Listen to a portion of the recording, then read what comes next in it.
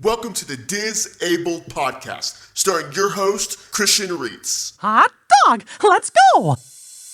Welcome to the Disabled Podcast, the show that incorporates disabilities with the magic of Disney. Welcome to episode 2 of season 4 entitled Updating the Magic. Be sure to use our hashtag the Disabled Podcast when sharing this podcast to all of your social media platforms. Now again, that's hashtag the Disabled Podcast when sharing this podcast to all social media platforms.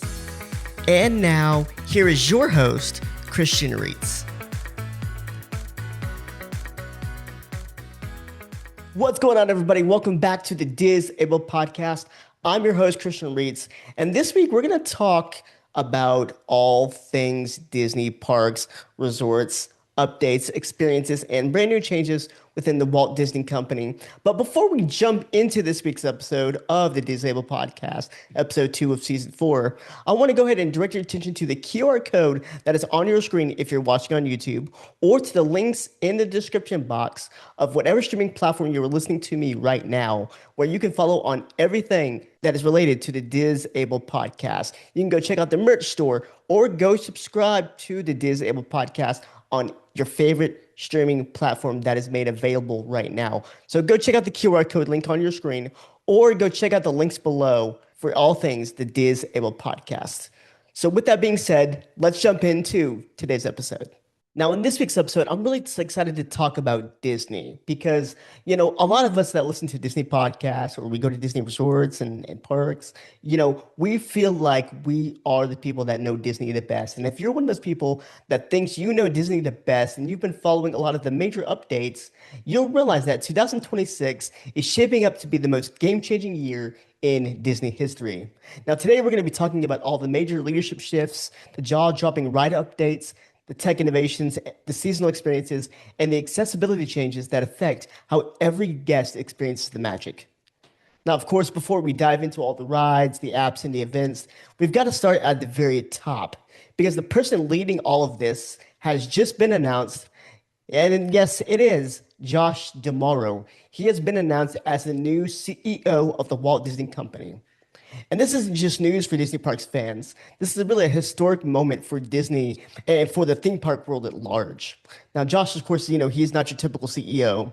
He's actually the very first leader in recent memory, with deep hands-on experiences running Disney parks, experiences, and products for the Walt Disney World Company, which means he knows the heartbeat in a way that most CEOs actually really never would know.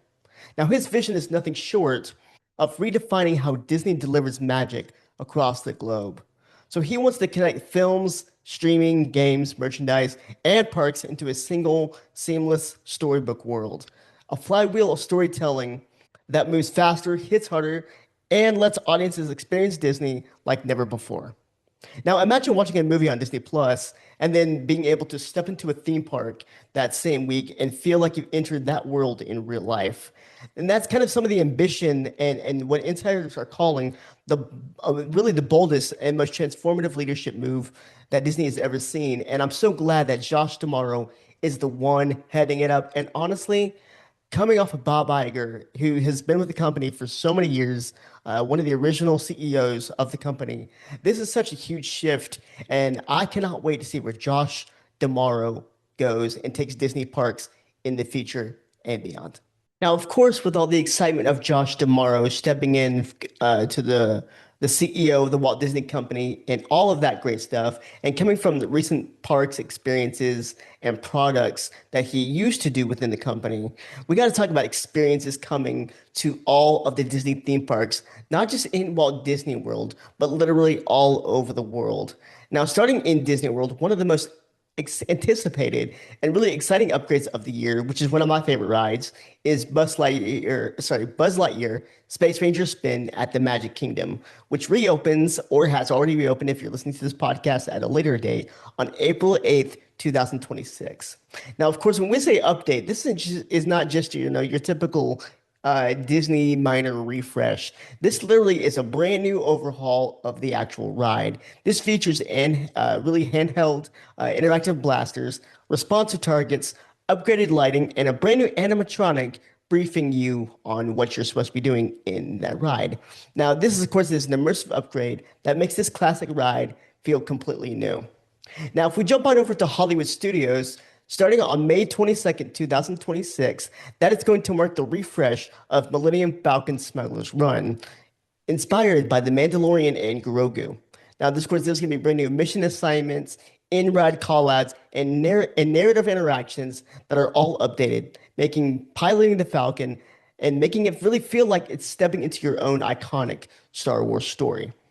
Now, of course, over at Epcot, there's going to be a brand new version of Soarin' called Soarin' Across America, and that's going to reopen on May 28th, 2026, with upgraded visuals and sound, while Frozen Ever After currently now has featured state-of-the-art silicone animatronics, new projections, and advanced lighting, making the ride feel like a mini film. Now, Big Thunder Mountain Railroad is also one of the other big updates coming out of the Disney theme parks, and that's also going to get a major facelift within the Magic Kingdom with enhanced tunnel visuals, upgraded lighting effects, and more atmospheric experiences. Now, guests are calling it one of the most exciting and really surprising refurbishments in the recent years. And of course, just like every summer and really in the last year, Disney is doing something brand new over at Epcot. And that's, of course, and really not just at Epcot, all over the Disney theme parks and calling it Cool Kid Summer. And that's going to be running from May 28th through September 8th, 2026. So you'll find experiences such as Jesse's Roundup, a rip roaring review at Magic Kingdom, Bluey's Wild World. Yes, Bluey is coming to Animal Kingdom with interactive play areas. So if you have a child who was a big fan of Bluey, I mean, my niece and nephew, they're big fans of Bluey themselves, you will want to go see Bluey at Animal Kingdom, right where right on the train, actually, at Animal Kingdom. You'll take that train back there to where they used to do a lot of the drawing classes back there at Animal Kingdom and go meet Bluey in that area. That's sure to be exciting. I've seen some videos on it already on YouTube, and it's one of the coolest things of all time.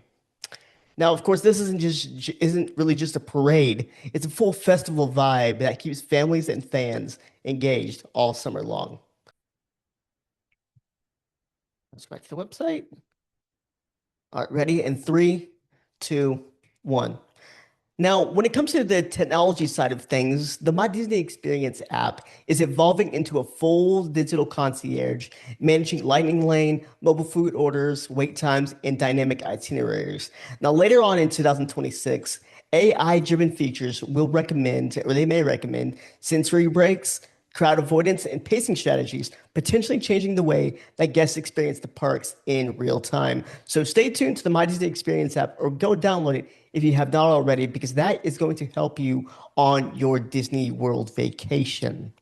Now, of course, we can't talk about the Able podcast and really what this whole podcast is all about without talking about accessibility. And accessibility within the Disney theme parks is so important to me and to the way that people like me and in our community experience the Disney theme parks. Now, accessibility continues to evolve as well in the Disney theme parks. And if you remember back in, I believe, season 2 or season 3, that I talked about the Disability Access Service, or the DAS, which tightened eligibility to better serve guests who need it the most. Now, as of most recently in March 18th of 2026, there was a shareholder meeting that basically was given a proposal, or basically introduced a proposal for an independent review of DAS.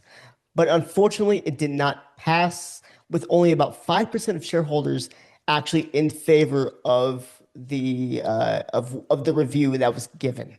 Now, Disney, of course, that doesn't stop them. Disney continues to reaffirm accessibility remaining a top priority, and the conversation continues as parks and experiences evolve. And later on in the season, I'll get into more of how that affects us as wheelchair users, as autism, Down syndrome. I'll share more about how that continues to affect us later on in the season, so that way you can best navigate the Disney theme parks all over the world on your very own.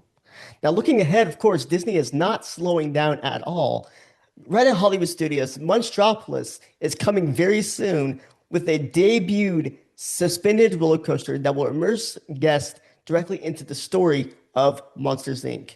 Now, in Dino Land USA over at Animal Kingdom, they are going to be transforming that area into a tropical America's land, blending Encanto magic with Indiana Jones style adventure.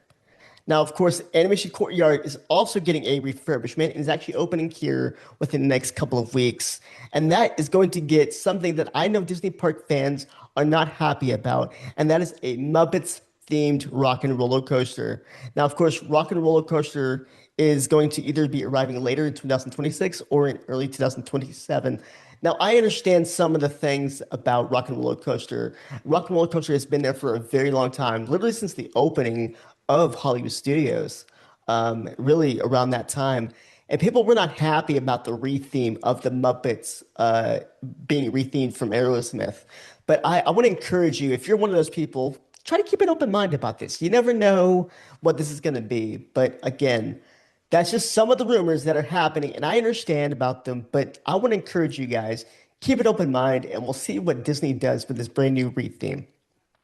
Now, of course, we can't just talk about Disney World, but we have to also talk about Disneyland.